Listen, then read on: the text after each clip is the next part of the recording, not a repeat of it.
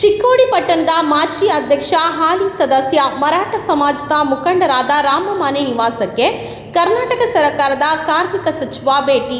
ಅಥಣಿ ಪಟ್ಟಣದಲ್ಲಿ ಶಿವಾಜಿ ಮಹಾರಾಜರ ಪುತ್ಥಳಿ ಅನಾವರಣ ಕಾರ್ಯಕ್ರಮಕ್ಕೆ ಆಗಮಿಸಿದ ಕರ್ನಾಟಕ ಸರ್ಕಾರದ ಕಾರ್ಮಿಕ ಸಚಿವ ಸಂತೋಷ್ ಲಾಡ್ ಅವರು ಚಿಕ್ಕೋಡಿ ಪಟ್ಟಣದ ಮಾಜಿ ಅಧ್ಯಕ್ಷರು ಹಾಗೂ ಮರಾಠ ಸಮಾಜದ ಮುಖಂಡ ರಾಮಮಾನೆ ಅವರ ನಿವಾಸಕ್ಕೆ ಆಗಮಿಸಿದ್ರು. ಸಚಿವರನ್ನ ರಾಮಮಾನೆ ಹಾಗೂ ಪರಿವಾರ ಮತ್ತು ಮರಾಠ ಸಮಾಜದ ಮುಖಂಡರು ಬರಮಾಡಿಕೊಂಡರು.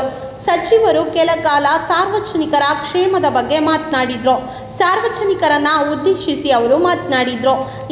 ನಿಮ್ಮ ಕೂಗನ್ನ ನಾನು ಸರ್ಕಾರದಲ್ಲಿ ಎಲ್ಲ ಮುಗಿಸಿದ್ದಾರೆ, ತಾವು ಕೂಡ ಮುಗಿಸ್ತಾ ಇದ್ದೀರಿ.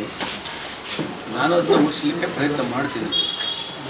ಯಾಕಂದರೆ ಜಿಲ್ಲೆ ವಿಷಯಗಳು ಬಂದಾಗ ಸಾರ್ವಜನಿಕವಾಗಿ ಜನರ ಅಪೇಕ್ಷೆ, ಅದರ ಜೊತೆಗೆ ಒಂದು ಸರ್ಕಾರದ ಸ್ಟಡಿ ಇರ್ತದೆ, ಅದರ ಜೊತೆಗೆ ಅಡ್ಮಿನಿಸ್ಟ್ರೇಷನ್ ಒಂದು ಜಿಲ್ಲೆ ಆದರೆ ಯಾವ ರೀತಿ ಜನರಿಗೆ ಅಡ್ಮಿನಿಸ್ಟ್ರೇಷನ್ ಆಗುತ್ತಂತಕ್ಕಂಥದ್ದು ಒಂದು ನೀಲಿ ನಕ್ಷೆ ಸರ್ಕಾರ ಇರ್ತದೆ. ಜೊತೆಗೆ ಎಲ್ಲ ಶಾಸಕರು ಅವರವರ ಅಭಿಪ್ರಾಯಗಳನ್ನ ಸಚಿವರಾಗಿರ್ತಕ್ಕಂಥ ಜಾರಕಿಹೊಳಿ ಅವರು, ಸತೀಶ್ ಜಾರಕಿಹೊಳಿ ಅವರೆಲ್ಲ ಕುತ್ಕೊಂಡು ಸರ್ಕಾರ ಹತ್ರ ಮಾತನಾಡಿ ಸರ್ಕಾರ ಖಂಡಿತವಾಗಲೂ ಈ ಭಾಗದ ಜನರಿಗೆ ಅನುಕೂಲ ಆಗ್ತಕ್ಕಂಥ ತೀರ್ಮಾನ ತಗೊಳ್ತಾರೆ ಅಂತ ನಾನು ಭಾವಿಸ್ತೇನೆ.